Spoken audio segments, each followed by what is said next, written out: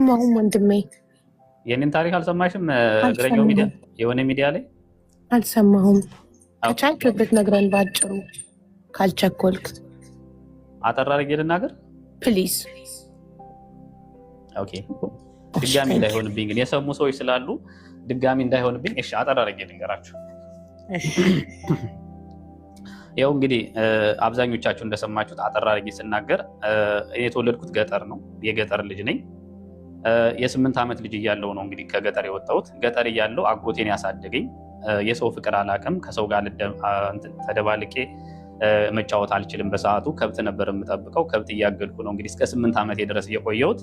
አጎቴ ትምህርት አስተምረኝ ስለው በጣም በትምህርቴ በቃ ፍላጎት ስለነበረኝ አላስተምረኝ ሲል ምን አደረግኩኝ? እኔ ብዙ ሰዎችን አስጠየቅኩ እንዲያስተምረኝ። አጎቴ ደግሞ አላስተምርህም አለ። እሱ የሚፈልገው እኔ ገበሬ ሁኜ የእሱ አጋዥ ሁኜ እንድኖር ነበር የሚፈልገው። እስከ 8 ዓመት ድረስ ታገዝኩት። ተማሪዎቹ ትምህርት ቤት ሲሄዱ እየተከተልኩ አለቅሳለሁ። የእነሱን ደብተር ይዤ እሸኛቸዋለሁ። ከዛ መጨረሻ ላይ በቃ የማይሆን ነገር ሲሆን ከዛ ቤት ጠፋው። ጠፍቼ ዝም ብዬ ሄድኩኝ። የማውቀው ነገር የለም። ከዛ በፊት ወገን ዘመድ አላቅም፣ ማንም ሰው የለኝም፣ እናት አባት አላቅም። ከዛ በፊት ያሳደገኝም እሱ ነው። ከዛ በኋላ ጠፍቼ ዝም ብዬ ባዶ እግሬን ሄድኩኝ። የዛን ሰዓት የለበስኳት አዘነ ነበረች፣ የሆነች ፎጣ ነገር እና ቁምጣ እንደለበስኩኝ ገና በ8 ዓመቴ ወጣሁ፣ በድፍረት ማለት ነው። ፈጣሪ እየረዳኝ ወጣሁ። ከዛ የዛን ሰዓት ደግሞ ጊዜውም ጥሩ ጊዜ ነበረ፣ በጣም መልካም ጊዜ ነበረ። የእግዚአብሔር እንግዳ ብላችሁ ሰው ከጠየቃችሁ ማንም ሰው ያሳድራችኋል፣ ማንም ሰው ማለት ነው። ስለ እግዚአብሔር እንግዳ እያልኩኝ እየጠየቅኩኝ በዛ ፈላ ስለሆንኩኝ ሕፃን ስለሆንኩኝ ብዙ ሰው ከብት ለማስጠበቅ ይፈልገኛል፣ ይረባረብብኝ ነበረ። መጨረሻ ላይ ግን ትምህርት ካስተማራችሁኝ የፈልጋችሁትን ስራ እሰራለሁ፣ እኔ ልማር የመጣሁት ትምህርቴን ነው፣ እያስተማራችሁኝ የምታሰሩኝ ከሆነ ስል የገጠር ሰው ታውቁታላችሁ፣ ማስተማር አይፈልግም። የሚፈልገው ምንድን ነው? ስራ እንድትሰሩለት ነው። እንደዛ እያልኩኝ አላስተምረኝ ሲሉ ሌላ እድል እየሞከርኩ እያልኩ የሆነ ሀገር እደርሳለሁ፣ ደብረ ማርቆስ የምትባል ከተማ ደብረ ማርቆስ እደርሳለሁ። እና ዝም ብዬ እያለፍኩ ነው። እኔ ምንም የማውቀው ነገር የለም። ይሄ ከተማ ይሁን ምን ይሁን በዛ ሰዓት አላውቅም፣ ህፃን ልጅ ነኝ። እያለፍኩ እያለ አንድ ጥሩ እድል የምትባል ልጅ ስሟን እራሱ እያትማ ጥሩ እድል የምትባል ልጅ በር ላይ ቁማ አንተ ሰው ቤት ትገባለህ አለችኝ። እዛው ቃ መስሎኝ ዝም ብዬ ሄድኩኝ። ተመለሰችና የምሬን ነው ሰው ቤት ትገባለህ አለችኝ። ከዛ አዎ ብዬ ተመልሼ ስመጣ እናቷ ስጡ ምናምን እያሰጣች ነበር፣ ናገባ ተባልኩኝ። ከዛ ምንም አልጠየቁኝም። የሆነ ድንች ወጥ ነበረ፣ እሱን አበሉኝ። ከዛ በኋላ ከብት እንደምጠብቅ በሚቀጥለው መስከረም ሲመጣ ትምህርት እንደሚያስተምሩኝ ነገሩኝ። እኔም በደስታ ትምህርት ካስተማራችሁኝ የፈለጋችሁትን ስራ እሰራለሁ ብዬ እዛ ቤት ገባሁ። ለመጀመሪያ ጊዜ የምፈልገውን ምኞቴን ከፈጣሪ ጋር ያሳኩልኝ በዛች በጥሩ እድል በሚባል በጋሽ መልካሙ ልጅ ነው የተሳካልኝ የመጀመሪያ ትምህርቴ ማለት ነው። ከዛ በኋላ የከብቶችን በት ማፍሰው እኔ ነኝ፣ ቡና ማፈለው፣ አልጋ ማነጥፈው፣ ኤቭሪቲንግ ሴቶች የሚሰሩትን ስራ የምሰራው እኔ ነበርኩ በዛ ሰዓት። ግን ትምህርቴን እያስተማሪዎች ስለሆነ ምንም ነገር ቢያደርጉኝ ምንም አይመስለኝም። ከዛ ስኖር በ8ኛ ወሬ እናትየዋ 10 ብር ይጠፋታል። 10 ብር ሲጠፋት የዛን ሰዓት አስቡት፣ 10 ብር በጣም ብዙ ነው። 10 ብር ሲጠፋት አንተ ነው የወሰድከው ተባልኩኝ። ምክንያቱም እዛ ቤት ባዳ ያለሁት እኔ ብቻ ነኝ፣ ማንም ወሰደው ሊባል አይችልም። አንተ ነው 10 ብር የሰረከኝ ተባልኩ። እኔ አልወሰድኩም ብል ማንም ሊያምነኝ አልቻለም። በቃ አንተ ሌባ ስለሆንክ እዚህ ቤት አታስፈልግም ተብዬ ከዛ ቤት ተባረርኩ። ትምህርት ልጨርስ የቀረኝ ኦልሞስት 2 ወር ምናምን አካባቢ ነው። 8 ወር እንደተማርኩ ነው የወጣሁት። ከዛ አሁንም ለምኜ የሆነ ቤት እንደዚህ ጠየቅኩኝ፣ ማንም ሊያስገባኝ አልቻለም። ከዛ ትምህርቴን ላለማቋረጥ ስል ጎዳና እያደርኩ መንገድ ላይ እያደርኩ ሳገኝ እየበላሁ ሳጣ ዝም ብዬ እያደርኩ ተማርኩኝ። እንደምንም ብዬ ተማርኩኝ። ከዛ ዩኒቨርሲቲ ደረሰኝ። በጣም በትምህርት ጎበዝ ነበርኩ። እንደዛም ሆኜ ዩኒቨርሲቲ ደረሰኝ። ድሬዳዋ ዩኒቨርሲቲ ተመደብኩ። ድሬዳዋ ዩኒቨርሲቲ ስመደብ እስከዛ ድረስ ማንም የሚጠይቀኝ የለም። ብሞት ብኖር ማንም ሰው ቼክ የሚያደርገኝ ሰው የለም። የማወራው ከራሴ ጋር ነው፣ የምነጋገረው ከራሴ ጋር ነው፣ የምውለው ከራሴ ጋር ነው። ማንም ዘመድ ወገን ብሎ እኔን የሚያስታውሰኝ ሰው የለም። የሚገርማችሁ እዛ ከተማ ላይ የሆነ ሰዓት በጣም ስለቸገረኝ ኤችአይቪ ፖዘቲቭ የሆኑ እናት አባቶች አሉ እና ከነሱ ጋር መንገድ እንድጠርግ እድሉ ተመቻቸልኝ። ልክ ኤችአይቪ ፖዘቲቭ ካለባቸው ሰዎች እኔ እንዳለብኝ መስዬ ማለት ነው። ምክንያቱም አማራጭ አልነበረኝም በሰዓቱ። እዛ ቤት ገባው፣ እዛ ስራ ገባው። ይልቅ የእነሱን ልብስ ለብሼ መንገድ አጸዳለሁ እና መንገድ ሳጸዳ እኔን የሚያውቁኝ ሰዎች የገጠር ሰዎች አጋጣሚ ሲያገኙኝ ይሄ ልጅ ኤችአይቪ ይዞት ምናምን እያሉ እኔን እንደምናዩኝ እንደተጣለ በቃ እንደሆነ እንደ ርካሽ ነገር ማየት ጀመሩ። ገና ከሆኑ ይሄ ነገር እንደዚህ ይዞት ነው ብለው ማውራት ጀመሩ ማለት ነው።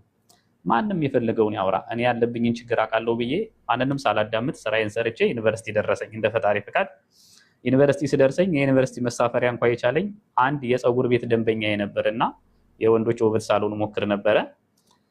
የፀጉር ቤት የወንዶች የምሰራው ሰውዬ ደንበኛዬ ያለኝን ችግር በተወሰነ መልኩ ያውቅ ስለነበረ ዩኒቨርሲቲ ስሄድ የዩኒቨርሲቲ የትራንስፖርት የቻለኝ እሱ ነበረ። 250 ብር ነው አስታውሳለሁ። 250 ብር ነው የሰጠኝ። ትራንስፖርት የዛን ሰዓት ርካሽ ነበረ። ድሬዳዋ ዩኒቨርሲቲ ደረሰኝ። እዛ ሄጄ ያው ትምህርት ቤቱን አናግሬ እናት አባት እንደሌለኝ የሚጠይቀኝ አካል እንደሌለ በሰዓቱ አስረድቼ በየወሩ ሳሙና ይሰጠን ነበረ። ያው ምግብ የሚችለን ያው ትምህርት ቤቱ ስለሆነ ምንም ማለት አይደለም። ሰው የሳሙና ምናምን የሚችሉን እነሱ ነበሩ። ሌላ የገቢ ምንጭ የለኝም። እየደወለ እንዴት ነህ ምኑ ጋር ነህ የሚለኝ የሚያስታውሰኝ ሰው አልነበረም በሰዓቱና ብቻዬን ነው በቃ ሁሉን ነገር ተቋቁሜ ከፈጣሪ ጋር እዛ ደረጃ የደረስኩት። ከዛ በኋላ ሁሉ ነገር አለቀ። 5 ዓመት ደፈንኩና ምርቃት ሲባል ወደ ምርቃቱ ቦታ የምሄደው ብቻዬን፣ እናት ያለው ከእናቱ ጋር፣ እህት ያለው ወገን ያለው ዘመድ ያለው ከዘመዱ ጋር ሲሄድ እኔ ብቻዬን ነበር የምንቀሳቀሰው በዛ ሰዓትና የሆነ ሰዓት ላይ ግን ተመርቄ ስመጣ የድሬዳዋ ዩኒቨርሲቲ እናቶች ሰርፕራይዝ አረጉኝ። ማርያምን ምን አድርገው ነው ሰርፕራይዝ ያደረጉኝ? ሰብሰብ ብለው ሰው እንደሌለኝ ስለሚያውቁ አስመረቁ።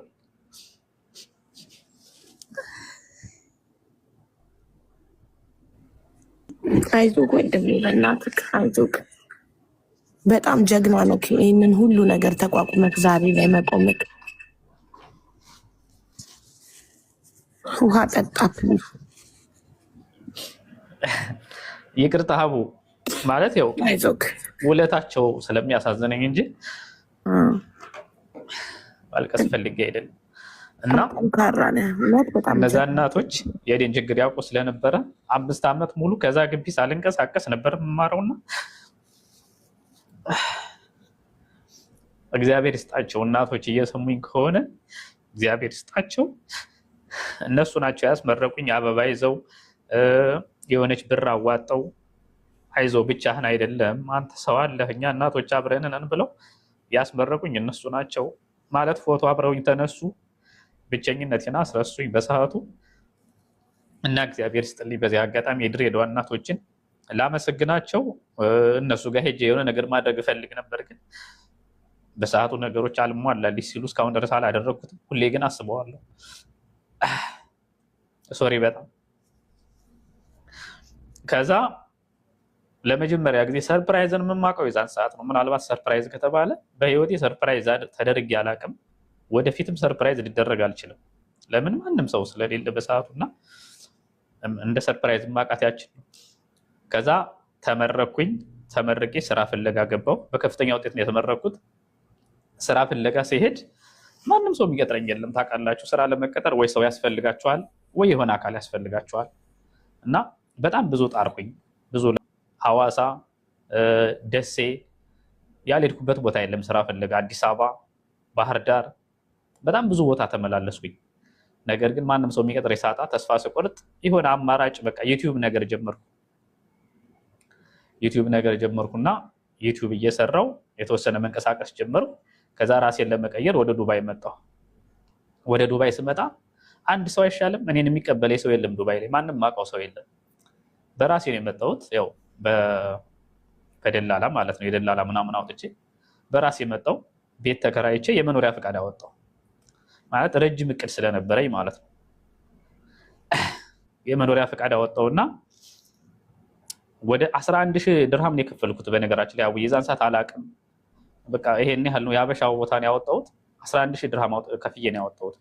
እንዳሁኑ ማቀ ቢሆን ቢያንስ 8,000 ወይ 9,000 ላገኝ ይችል ነበርና የመኖሪያ ፈቃድን ካወጣሁ በኋላ ተመልሼ ኢትዮጵያ ገባሁ። ኢትዮጵያ ከገባሁ በኋላ 6 ወር ጠርቀምቀም አደረኩና ሰራ አደረኩና ከ6 ወር በኋላ እዛ መቆየት አይቻልም፣ አይዲያችሁ ኤክስፓየርድ ያደርጋል። ተመልሼ ወደ ዱባይ መጣሁ። ወደ ዱባይ መጣሁና መንጃ ፈቃድ አወጣሁ በራሴ እንግዲህ ያለማንም እርዳታ ያለማንም አጋዥ መንጃ ፈቃድ አወጣሁ። ፈጣሪ ሲረዳኝ በአንደኛው አለፍኩኝ። ከዛ ተመልሼ አሁንም ወደ ኢትዮጵያ ሄድኩኝ። ምክንያቱም እዚህ ሀገር ያለ ስራ ምንም ገንዘብ ላጠራቅም ስለማልችልና ወደ ኢትዮጵያ ተመልሼ ሄድኩኝ። 6 ወር ቆየውና አሁንም ጠርቀምቀም አድርጌ ተመልሼ መጣውና ያለችኝን ሁሉ እርግፍግፍ አድርጌ ሁሏንም አውጥቼ ከልጆች የተወሰነ ብር ተበድሬ የተወሰኑ ልጆች የተወሰነ ብር ተበደርኩና ሞልቼ መኪና ገዛው። ምናልባት አይታችሁት ከሆነ መኪና ገዛው። መኪና የገዛሁት ለስራ ነው። እዚህ ሀገር የራሴን ለመቀየር ነው የገዛሁት። መኪና ገዛው። ከዛ ፈጣሪ ሆይ ተመስገን፣ አመሰግናለሁ፣ በብቸኝነት የፈለግኩትን ስላሳካህልኝ እግዚአብሔር ሆይ አመሰግናለሁ ብዬ ጸሎት አደረኩ። ከዛ በኋላ በወር አይሆንም ፈተና በፈተና ሲደራረበብኝ ወር አልሞላውም። በጣም ብዙ ፈተናዎች አጋጠሙኝ። በተለይ በውስጥ በጣም ብዙ ፈተናዎች አጋጠሙኝ። ምናልባት ይሄ ጊዜ ካለፈ በኋላ ከዚህ ቦታ ከወጣሁ በኋላ ብዙ የምናገራቸው ነገሮች ይኖራሉ።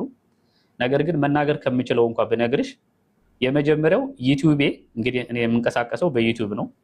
ዩቲዩቤ ለ2 ወር ቪዲዮ እንዳለቅ አገደኝ። የሚገርምሽ ነገር ገብታችሁ ማየት ትችላላችሁ። 2 ወር ሙሉ ቪዲዮ አልሰራውም። ቪዲዮ እንዳለቅ አገደኝ። ያ ማለት ያበደሩኝ ልጆች ብድራቸውን እንዳልከፍል እንቅፋት ሆነ ማለት ነው። ኦኬ፣ ሌላኛው ነገር እስከዛሬ ድረስ የደከምኩበት የመኖሪያ ፈቃዴ የሚያበቃው በዚህ ወር ውስጥ ነው። አስቡት፣ ስሄድ ስመጣ 2 ዓመቱ ደረሰና የመኖሪያ ፈቃድ የሚያበቃው በዚህ ወር ውስጥ ነው። አስቡት ፈተናዬ። መኪና ገዛው ብዬ ስኬት ቦታ ላይ ደረስኩ ብዬ ሳስብ ፈተናዎቹ ከፊት ለፊት በጣም ከምጠብቃቸው በላይ ሆነው መጡብኝ። ስኬትና እኔ በጣም ደጋግመን ተራራቅ። እኔ ስኬት ቦታ ላይ ደረስኩ ስል ስኬት ግን ከኔ ትርቃለች። መልሼ እወርዳለሁ፣ እወጣለሁ፣ መልሼ እወርዳለሁ። እና አይ ዶንት ኖ ለምን እንደሆነ አላውቅም፣ ከስኬት ጋር ልንስማማ አልቻልንም። ምናልባት ልክ እንደ ሌሎቹ የሆነ ሰው ሊወድቅ ሲል የሚደግፈው አካል ከጀርባ ያስፈልገዋል ወይስ የኔ የተለየ ሆኖ ነው አልገባኝም። ብቻ በጣም ብዙ ፈተናዎች ከፊት ለፊት የመጡ። አሁን ከእናንተ ምክር የምፈልገው እቺ መኪና ትሸጥ ቢባል የገዛዋት መኪና ትሸጥ ቢባል የመኖሪያ ፈቃዱንና ብድሩን ትችላለች። እኔ ግን ዜሮ ቀር እንደገና ከዜሮ ልጀምር ነው፣ ከዳዴ ልጀምር ነው። አስቡት፣ ያ ሁሉ ያቃጠልኩት ጊዜ፣ ያወጣሁት ብር፣ የስንቱን ግንባር ያየሁት፣ ስንቶች አበዳሪ እንኳን ብራቸውን ሳልመልስላቸው በጊዜ ስቀር የሚናገሩኝ ልብ ሰባሪ ቃላት፣ ልክ እንደ ሌባ የሚቆጥሩኝ። ትንሽ ብር እኮ ነው፣ 1000 ምናምን 2000 ብር ነው የተበደርኳቸው። ግን በዛች ብር የምባለውን ነገር እኔ ነኝ የማውቀው።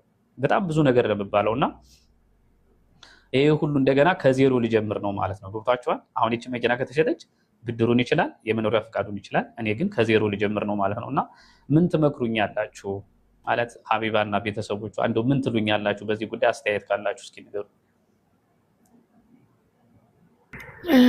በጣም ያሳዝናል። ብዙ ለፍተሃል። ምንድን ነው የሚያስተጋባው?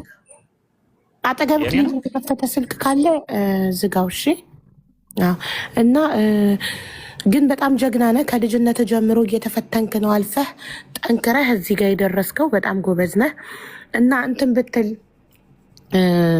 ለምን ስራ ትሰራ ማለት ተቀጥረክ ስራ፣ ሹፍርና ላይሰንስ አለክ ኦር መኪናውን ለምንድን ነው የምትጠቀምበት?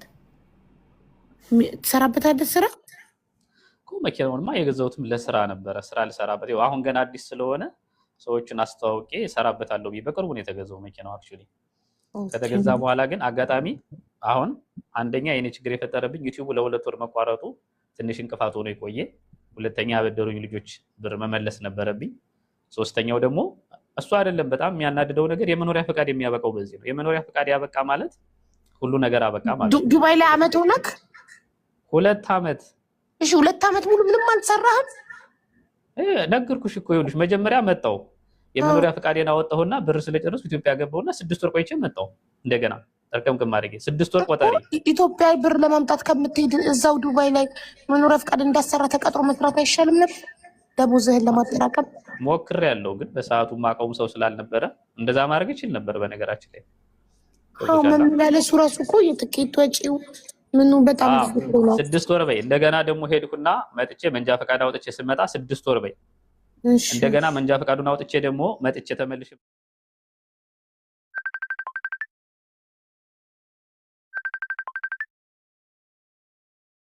በነፃ ለመንግስት ዝም ብሎ መክፈል ማለት እኮ ነው ካልተሰራበት።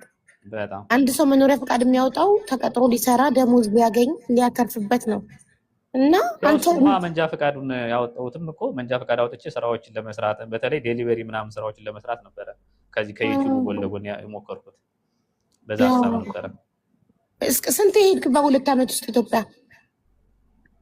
እንዴ ብዙ ጊዜ ሄድኩኝ እንጂ ብዙ ጊዜ ሄድኩኝ። እንደ ነጋዴ ተመላለስክ? እንደ ነጋዴ በይው። ከዛ በኋላ ራሱ የሚገርምሽ አካውንት የተዘግቶ አካውንቴን ለማስከፈት ስንት ሄድኩኝ መሰለሽ። ብቻ በጣም ብዙ ፈተናዎች ነው ያጋጠሙኝ። ፈተና ሲመጣ ለበጎ ነው በሚለው እንያዘው እንጂ በጣም ተደጋጋሚ ፈተናዎች ናቸው የመጡብኝ። ያ እንትን ማለት ነበረበት ተቀጥረ መስራት፣ ከዛም በኋላ መንጃ ፈቃዱን ከጎን ማውጣት፣ የተለያየ ስራ። ስለዚህ አሁንም ስንት ጊዜ ቀረው ኢቃማክ? ኢቃማ በቃ በዚህ ወር ነው የሚያበቃው። ኦልሞስት 10 ምናምን ቀን ነው የሚቀረኝ ኢቃማውን ወይ እንትን ብሎክ አሁን ካልሆነ በእኔ በኩል ያሰብኩት መፍትሄ ምን አለ መሰለሽ አበባ፣ በቃ አማራጭ ከሌለ ኢቃማው ከሌለ መኪናውም ትርጉም የለውም። ገብቶሻል? ትክክል። ምንም ትርጉም የለውም። ስለዚህ ምንድን ነው ያሰብኩት አሁን ወልደ ጊዮርጊስን አውጥተኸዋል ነበር ወይ? ወልደ ጊዮርጊስን አናግረኸው? ወልደ ጊዮርጊስን በፊት አናግሬው ነበር የሆነ ስራ ምናምን እና የሆነ ስራ ሲኖር ሞክርልሃለሁ ብሎ ነበር። አክቹዋሊ ምናልባት ስራ ያለ አልመሰለኝም። ለዛ ነው ዝም ያለኝ። ኢቲኤስ ዲሊቨሪ ለጊዜው ስራውን አቁሟል። ለዛ ነው። አዎ ለዛ ነው። ስራ ባይኖረው ነው እንጂ እሱ መልካም ሰው ነው። በነገራችን ላይ ባይኖረው ነው ቦታ ባይኖረው ነው ብዬ አስባለሁ። አናግሬው ነበር በእርግጥ ኮምፒውተር የሚችል ከሆነ ባይዘዌ ኮምፒውተር እውቀት ያለው ሰው ይቀጥራል። አይ አሁን ለጊዜው ላለው ሁኔታ ነው። በቃ አሁን ያለኝ አማራጭ ምንድን ነው? እቺን መኪና ለምን በትኬት አንሸጣትም? በቃ መሸጡ ካልቀረ ወደኋላ መመለስ ካለብኝ መኪናዋ መሸጥ አለባት። አማራጭ የለኝም። ገብቶሻል? ነገሮች ትንሽ ውስብስብ ስለሆኑ መኪናዋን በትኬት እንሽጣትና ማለት የአንቺ ቤተሰቦች እዚህ ጋር የሚከታተሉ ቤተሰቦች ትኬት ቢቆርጡ በትኬት የዋጋዋን ከቻለ እዚህ ጋር መጠን እጣውን አውጥተን